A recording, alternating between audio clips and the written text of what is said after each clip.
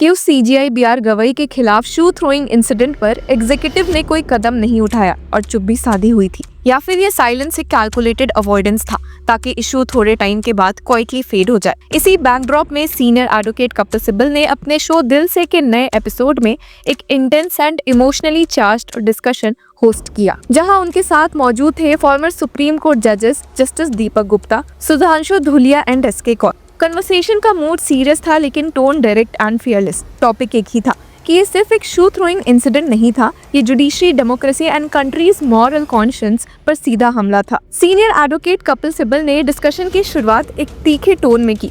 उन्होंने कहा कि on 6 October 2025 when the history of the Supreme Court will be written, this day will be written in black letters। Senior advocate Sibal ने याद दिलाया कि एक लॉयर ने सुप्रीम कोर्ट के अंदर ही चीफ जस्टिस के सामने शू थ्रो किया था और बोला कि वो cannot see the insult of Sanatan Dharma. Senior advocate Sibal ने कहा कि maybe he doesn't even know what Sanatan Dharma mean. उनका कहना था कि ये एक्ट सिर्फ सीजीआई के खिलाफ नहीं था बल्कि पूरी जुडिशरी और उसके सैंक्टिटी के खिलाफ था। और सबसे शॉकिंग बात यह है कि देश में इस पर कोई मीनिंगफुल आउटरीच नहीं हुआ। इस पर जस्टिस दीपक गुप्ता ने पहला रिएक्शन दिया, कहा कि the attack is not just against the constitution, it is also against the supreme court, especially because Justice Gavai is a Dalit। Farmer जज गुप्ता ने एक्सप्लेन किया कि जब किसी ने सीजीआई के खिलाफ अटैक किया और जस्टिफिकेशन दिया कि वो सनातन धर्म के लिए कर रहा है, तो उसमें एक डायरेक्ट रिलीजियस और कास्ट अंडरटोन है।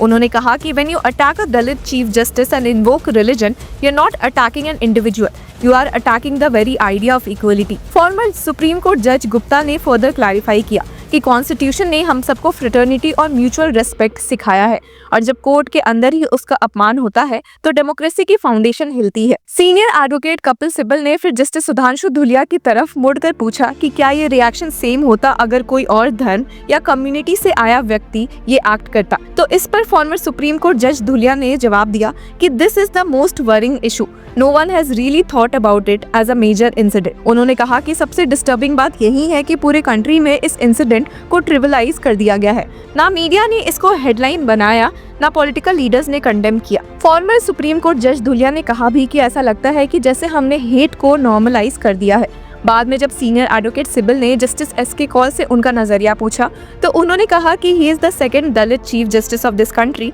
And also a Buddhist. This is not just an attack on an institution, it is an attack on a community. Justice Kaul ने कहा कि ये समझना जरूरी है कि रिजर्वेशन और रिप्रेजेंटेशन जैसे मेजर्स इसलिए लाए गए थे ताकि हिस्टोरिकल इनजस्टिस करेक्ट हो सके। When you attack one of them at the top, it affects the whole community, उन्होंने कहा। सीनियर एडवोकेट कपिल सिब्बल ने एक और शार्प सवाल उठाया कि अगर ये एंटी दलित एक्ट नहीं भी था तब भी सब लोग चुप क्यों है? क्या हमने इंटॉलरेंस को एक्सेप्ट कर लिया है?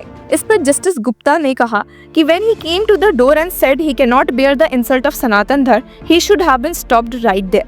उन्होंने शार्पली रिमार्क किया कि इंस्टीट्यूशन का रिएक्शन जीरो था।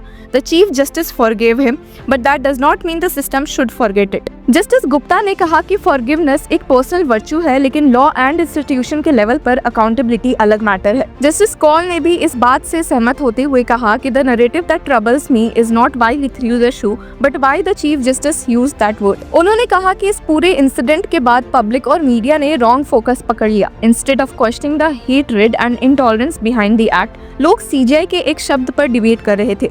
जस्टिस कौल ने कहा this shifting of narrative is dangerous because it dilutes the seriousness of the assault. इसके बाद सीनियर एडवोकेट सिब्बल ने उनसे पूछा कि क्या इस पर कोई इंस्टीट्यूशनल स्टेटमेंट आना चाहिए था, जिसके जवाब में फॉर्मर सुप्रीम कोर्ट जज धूलिया ने कहा कि the institution should have condemned it strongly. Forgiveness is personal but silence is institutional failure। Senior advocate Kapil Sibal ने फिर यही सवाल उठाया जो पूरे कन्वर्सेशन का कोर बन गया। Why has this person not been arrested yet? Why is there no FIR? उन्होंने कहा कि अगर कॉमन सिटीजन ऐसा एक्ट करे तो तुरंत कंटेम्प्ट और क्रिमिनल एक्शन होता है। जस्टिस कौल ने कहा कि a divided society is an unfortunate part when this kind of attack can happen on the highest person of the judiciary. What does it signal to the public? उन्होंने समझाया कि अगर देश के सबसे पावरफुल जुडिशियल ऑफिसर पर भी कोई अटैक करके बच सकता है तो आम आदमी के लिए क्या मैसेज जाता है। जस्टिस गुप्ता ने भी यही एको किया कि if nothing happens even after an attack on the CJI, people will believe they can do anything and get away with it. Justice Dhulia ने ऐड भी किया when the institution starts absorbing such incidents without a reaction, society starts losing faith. उन्होंने कहा कि judiciary का moral authority उसके fear या punishment से नहीं बल्कि उसके इंटीग्रिटी और पब्लिक ट्रस्ट से बनता है। अगर वो ट्रस्ट हिलने लगे तो डेमोक्रेसी का पूरा स्ट्रक्चर वीक पड़ता है। अब सीनियर एडवोकेट कपिल सिब्बल ने फिर एक और क्रूशियल पॉइंट रेज किया। सनातन धर्म के नाम पर बात करने वाले पॉलिटिकल लीडर्स, स्पिरिचुअल गुरुज या इंस्टीट्यूशंस ने इस एक्ट को कंडेम क्यों नहीं किया?